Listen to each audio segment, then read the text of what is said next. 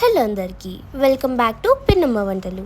ఈరోజు మా పిన్ని పచ్చి పులుసు ఇంకా టొమాటో బేసన్ చేసింది. పచ్చి పులుసుకి స్టవ్ మీద గిన్నె పెట్టి ఆయిల్ పోసి జీలకర్ర, ఆవాలు, ఎండుమిర్చి, కరివేపాకు వేసి నానబెట్టిన చింతపండు పులుసు పోసుకోవాలి. కొంచెం పసుపు, ఉప్పు, షుగర్, అల్లం వెల్లిపాయ పేస్ట్ వేసుకొని తెల్ల పొంగు వచ్చే వరకు స్టవ్ మీద పెట్టాలి.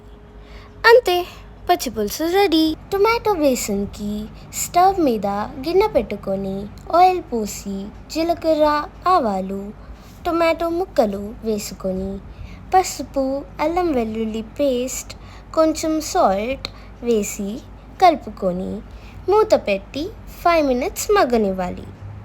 తర్వాత మూత తీసి కారం వేసి కలుపుకోవాలి. టొమాటోస్ ఇంత సాఫ్ట్గా ఉండాలి. దాంట్లోకి 1/2 cup శనగపిండి వేసి కలుపుకోవాలి.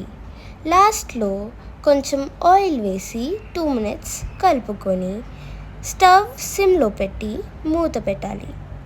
అంతే, వేడి వేడి టొమాటో బేసన్ రెడీ.